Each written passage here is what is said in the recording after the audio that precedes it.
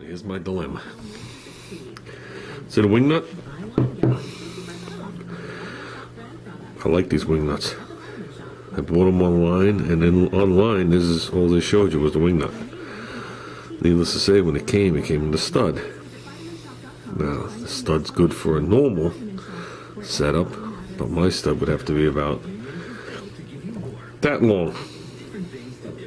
And that would cause all other complications with the scoop, but that's besides the point. So you say to yourself, okay, unscrew the stud and use the wing nut.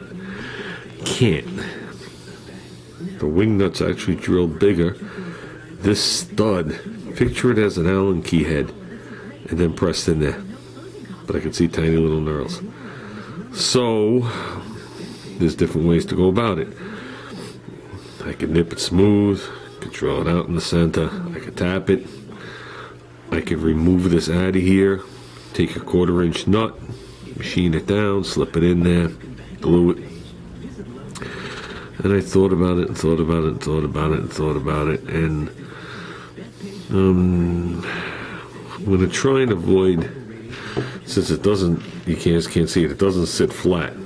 This is a hair bit longer. I could shim it up if I wanted to. I'm going to try using a collar on the chrome part, and then using a nut and see if we could press it out. If that's the case, then I'll take a 1/4-inch nut, machine it down, and put it there. I like these. They're big, and it looks like the center of a classic steering wheel. So I had these things on my watch list 2.5 years ago when I took the car off the road. Then when the car's ready to now go back on the road, I bought them. These are the ones I talked about. And that's another thing. There's a very strong chance, I got a car show coming this Sunday, there's a very strong chance I might take it there, even though it's going to be hoodless. So, I have a chance to grab a plate for the car. And if that's the case, I'll know tomorrow. If that's the case, we got to get at least the door panels done. I'll go windowless on the side, I really don't care. And hoodless. It's exactly 4 miles from my house, so it's no biggie.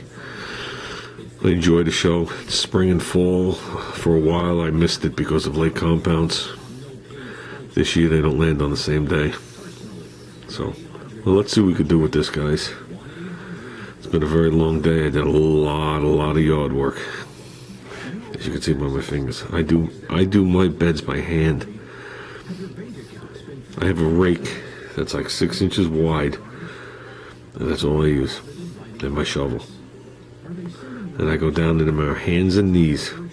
I level the ground with my hands. I've always done it that way. I really do like landscaping. I enjoy it. So, I'm not saying the cleanup is my most favorite part, but we're going to try and get it back to the way I used to have it. So, last couple of years I haven't spent the time on it that I've wanted to because of things, as you know. But this year is different. Okay, this is what we're going with. I got a regular nut that I'm going to slip on here. That's bigger than, I can't do it, the space that we're trying to press out. And we'll put on a washer or two for a little slippage. Then we're going to screw this nut on. So I'm going to prop you back up on the Cubon stand. And no, this is not brought to you today by Cubon. I'm going to center it around. So when I pull it, try to make sure it's as center as possible. So when I pull it, the slit can come through. I'm going to hold it with the wrench. I'm going to just turn the tri-bar. Look at that. Like freaking butter.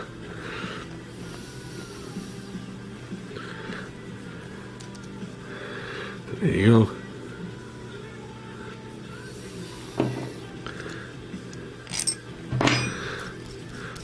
Now, we could do this a couple of different ways. Both ways are not happening today.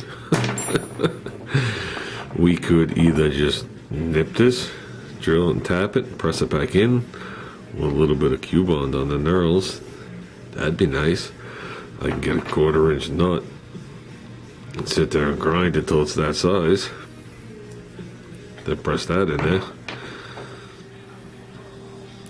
Never was a patient man.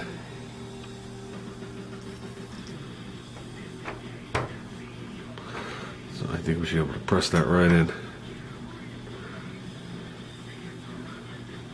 So let's make a second one.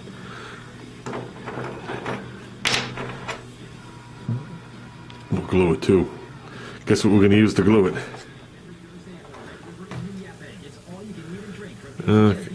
Okay, we machine that down. This is the fit we get.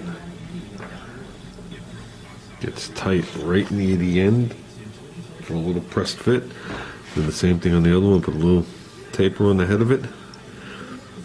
Makes it right to almost the end. Okay, now I'm going to glue these in. Even if these wing nuts fall off, the washer that fits underneath it fits tight to this collar, so the scoop won't fly off. So with that, let's Q-bond them in, put them on the car. There you go, guys. Had that come out. Just below the surface, press them in. Same with this one. Had the nice knurl inside from when they pressed the stud in. This had the nice crosshatch on it from the Rolex wheel. Put some Q-bond around it. Pressed them in. Something's telling me that I should wait for a while to make sure there's no extra Q-bond that's going to run back on the threads and lock my nut to my stud. Oh man, nothing worse than having your nuts locked to your stud. Okay, let's do a little before and after. There's the before. I actually like them, but there's the before. Okay.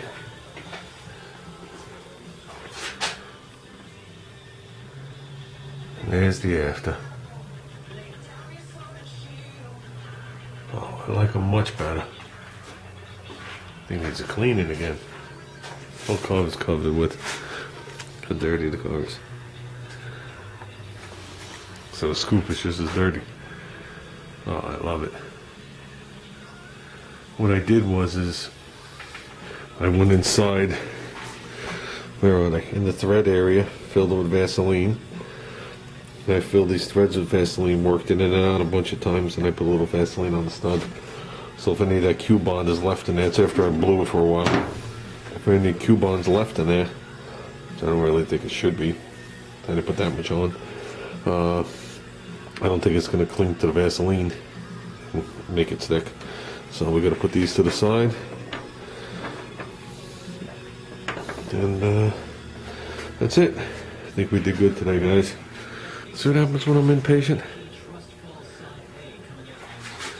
I like it. You guys know that's not the house number, right? That's the engine size.